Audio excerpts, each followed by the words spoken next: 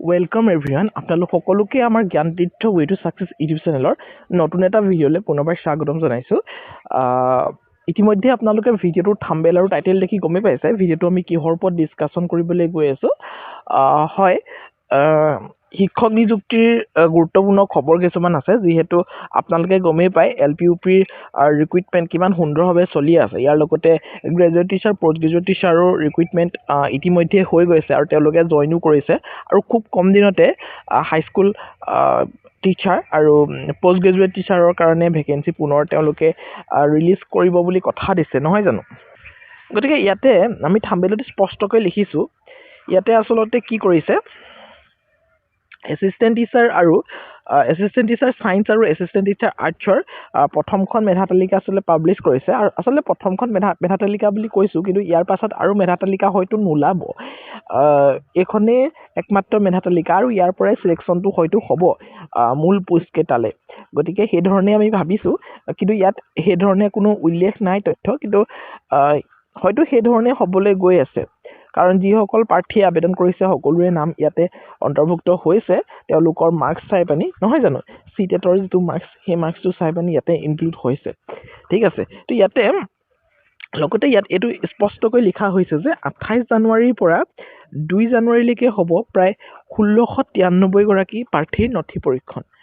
তাৰমানে 1693 গৰাকী প্ৰাৰ্থীৰ নথি পৰীক্ষণ 28 জানুৱাৰীৰ পৰা 2 ফেব্ৰুৱাৰীলৈকে হ'ব। তাৰমানে হাতত কেইটামান দিন সময় দিছে। তাৰমানে কি হয়, এই 1693 গৰাকী প্ৰাৰ্থীৰ খুব ভাল ধৰণে নথি পৰীক্ষণ হ'ব, হাতত তেওঁলোকে যিহেতু সময় লৈছে। আৰু এই নথি পৰীক্ষণৰ লগতে এটা টেষ্ট হ'ব আপোনালোকৰ টিচিং প্ৰফিচিয়েঞ্চি টেষ্ট। এইবাৰ আপোনালোকৰ টিচিং প্ৰফিচিয়েঞ্চি টেষ্টটো আপোনালোকক তেওঁলোকে কণ্ডাক্ট কৰিব। গতিকে নথি পৰীক্ষণৰ লগে লগে আপোনালোকে টিচিং প্ৰফিচিয়েঞ্চি টেষ্টটো দিব লাগিব। গতিকে অকণমান সময় লৈছে 1693 গৰাকী প্ৰাৰ্থীৰ কাৰণে, ইমানখিনি সময় লৈছে। আৰু 2 ফেব্ৰুৱাৰীলৈকে যিহেতু তেওঁলোকে সময় লৈছে আৰু খুব হ'ব ফেব্ৰুৱাৰী শেষৰ ফালে আপোনালোকক এপইণ্টমেণ্টটো দিব। গতিকে এইটো চান্স নাই যে তেওঁলোকে আৰু এখন মেধা তালিকা পাব্লিছ কৰিব, নহয় জানো? বাৰু যি নহওক, আমি ডিৰেক্টলি তেওঁলোকৰ অফিচিয়েল যিটো আপডেট, সেই আপডেটটোলৈ আগবাঢ়োঁ। তো ইয়াতে এখন তেওঁলোকৰ অফিচিয়েল এডভাৰটাইজমেণ্ট আপোনালোকে চাবই পাৰে। ডিৰেক্টলি ক'ৰ পৰা ওলাই আহিছে, office of the managing director আদৰ্শ বিদ্যালয় সংগঠন Assam, N autonomous body under the department of school of education, government of Assam. তো গভৰ্ণমেণ্ট অফ এডুকেশ্যনৰ এটা অট'নমাছ বডি হয়, যিটো নেকি আদৰ্শ বিদ্যালয় সংগঠন, সকলোৰে হয়তো পৰিচিত, খুব এটা আগৰণুৱা শিক্ষা প্ৰতিষ্ঠান।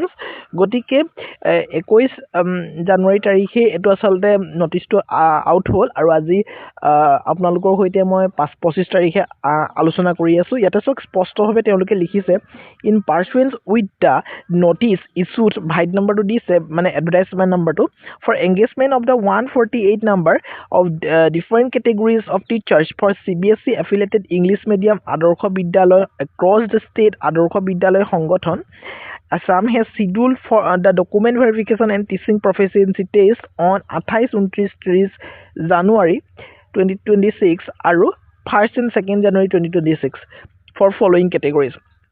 তাৰমানে তেওঁলোকে 148 আদৰ্শ বিদ্যালয় যিখিনি টিচিং পোষ্ট আছিলে, সেই পোষ্টখিনিৰ এগেইনষ্টত 28, 29, 30 আৰু তেওঁলোকে 1-2 তাৰিখে এই 5টা দিনৰ কাৰণে ধাৰ্য কৰিছে। তেওঁলোকে টিচিং প্ৰফিচিয়েঞ্চি টেষ্টটো আপোনালোকৰ ল'ব আৰু তাৰ লগতে আপোনালোকৰ ডকুমেণ্ট ভেৰিফিকেশ্যনো একেলগে হ'ব। তাৰমানে তাৰপিছত পৰৱৰ্তী সময়ত আপোনালোকৰ ডিৰেক্টলি মেৰিট লিষ্টখন পাব্লিছ কৰিব। ইয়াতে কৈছে গ্ৰেজুৱেট টিচাৰ আৰু এছিষ্টেণ্ট টিচাৰৰ কাৰণে দিছে, পষ্ট গ্ৰেজুৱেট টিচাৰৰ কাৰণে ইতিমধ্যে হৈ গৈছে, মই আপোনালোকক জনাইছিলোঁ। এতিয়া গ্ৰেজুৱেট টিচাৰ আৰু পষ্ট গ্ৰেজুৱেট টিচাৰৰ কাৰণেই হ'ব।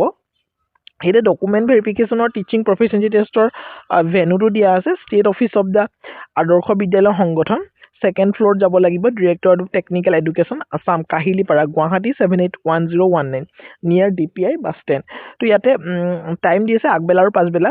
তো আগবেলা আপোনালোকে 9:30 পৰা 1:30লৈকে হ'ব আৰু পাছবেলা 2টাৰ পৰা 6টালৈকে হ'ব। আগবেলা ৰিপৰ্টিং টাইম 9টা বজা আৰু পাছবেলা ৰিপৰ্টিং টাইম 6টা বজাত দিয়া হৈছে। বাৰু যি নহওক, date and sessions wise list of shortlisted eligible candidate for document verification and teaching proficiency test against above category of teachers shall be available in official website. তেওঁলোকৰ যিটো অফিচিয়েল ৱেবছাইট avs.assam.gov.in তাতে আপোনালোকৰ যিসকল শ্বৰ্টলিষ্টেড কৰিছে তো সকলোৰে নামবিলাক আছে আৰু সেই শ্বৰ্টলিষ্টেড কেণ্ডিডেটৰ এগেইনষ্টত table number date of the interview date of the document verification সকলোখিনি ইয়াতে ইনক্লুড আছে গতিকে আপোনালোকে তললৈ যদি অকণমান চাই গমেই পাব ইয়াতে চাওক list of the candidate shortlisted for document verifications and proficiency test. Graduate teacher, art science, arts, English, mathematics, Hindi. Assistant teacher, art science কথাও ইয়াতে উল্লেখ আছে তো ইয়াতে খুব সুন্দৰভাৱে CL নাম্বাৰ দিয়া আছে registration number applied post date of verification ইয়াতে আপোনালোকে চাব পাৰিব শিফ্ট দিয়া আছে মৰ্ণিং নে ইভিনিং মৰ্ণিং হ'লে মৰ্ণিং টাইমত যাব ইভিনিং হ'লে ইভিনিং টাইমত যাব টেবুল ইয়াতে ইনক্লুড আছে কেণ্ডিডেট নেমটো ইয়াতে আছে আপোনালোকে চেক কৰি ল'ব পাৰিব আৰু এইফালে ফাদাৰ্ছ নেমটো আছে গতিকে চাই ল'ব পাৰে কাৰ নাম কেই তাৰিখে আছে আৰু আপোনালোক শ্বৰ্টলিষ্টেড হৈছে নে নাই চাই ল'ব পাৰে এইখিনি এছিষ্টেণ্ট টিচাৰ তাৰমানে LP-UPৰ হয় এইখিনি আৰ্টছৰ হয় লগতে ছায়েন্সৰো আছে ঠিক একেধৰণে ইয়াতে টেবুল নাম্বাৰটো চেঞ্জ হৈ আছে আপোনালোকে সেইটো কিন্তু চাই ল'ব 1 2 3 4 এনেকৈ ধৰণে টেবুল নাম্বাৰ দিয়া হৈছে ঠিক আছে তো ইয়াতে এইডোখৰ পৰা ছায়েন্স ষ্টাৰ্ট হৈছে তো ছায়েন্সৰ কেণ্ডিডেটসকলো আপোনালোকে ইয়াতে চাই ল'ব খুব সুন্দৰভাৱে গোটেইখিনি ডিটেইলছ দিয়াই আছে মই আৰু এটা এটাকৈ কৈ দিয়াৰ কোনো প্ৰয়োজন নাই নহয় জানো ডেটটো চাব most important verification ডেটটো চাব সেই ভেৰিফিকেশ্যন ডেটতে আপোনালোকৰ প্ৰফিচিয়েঞ্চি টেষ্টটো হ'ব টিচিং প্ৰফিচিয়েঞ্চি টেষ্ট তাৰপৰা আপোনালোকৰ নামটো চাব শিফ্ট চাব আৰু টেবুল নাম্বাৰ চাব কনফাৰ্মৰ কাৰণে আপোনালোকৰ ফাদাৰ্ছ নেমটো চাই ল'ব ঠিক আছে আৰু গোটেইখিনি মই কৈয়ে দিলোঁ গতিকে মই আশা কৰোঁ যদি আপোনাৰ নামটো আছে ডেফিনেটলি এডোখৰ পৰা গ্ৰেজুৱেট টিচাৰ আৰম্ভ হৈছে তো গ্ৰেজুৱেট টিচাৰ আৰ্টছ তেনেকৈ ধৰণে graduate teacher science graduate teacher Hindi graduate teacher mathematics সকলোখিনি ইয়াতে আপোনালোকে এইটো PDF-তে পাই যাব যদি PDF-টো লাগে আমাৰ সৈতে কণ্টেক্ট কৰিব নহ'লেও আপোনালোকে অফিচিয়েল যিটো তেওঁলোকৰ ৱেবছাইট avs.assam.gov.in আপোনালোকে গৈ পানি চাৰ্চ কৰি পানি নিজেও ডাউনলোড কৰি ল'ব পাৰিব গতিকে যদি আপোনালোকে ইচ্ছুক হয় তেতিয়াহ'লে ডেফিনেটলি এই এক্সামটোত গৈ পানি আপোনালোকে এপিয়াৰ হওক আৰু ডেফিনেটলি AVS-ৰ আদৰ্শ বিদ্যালয়ৰ চাকৰি খুব ভাল চাকৰি দৰমহাৰ নিৰিখ খুব সুন্দৰ গতিকে চিন্তা কৰিবলগীয়া নাই যদি আপোনালোক এগৰাকী টিচাৰ হ'বলৈ গৈ আছে অকণো চিন্তা নকৰাকৈ আপোনালোকে ইয়াতে আবেদন যদি কৰিছিলে ডেফিনেটলি আপোনালোকে এক্সামটোত এপিয়াৰ হওক গতিকে ভিডিঅ'টো ইমানেই আছিলে জাষ্ট সৰু এটা ভিডিঅ' জাষ্ট ইনফৰ্মেটিভ ভিডিঅ' মই ভাবিছোঁ ভিডিঅ'টো আপোনালোকৰ কাৰণে হেল্পফুল হৈছে আৰু হেল্পফুল হৈছে বুলি যদি ভাবিছে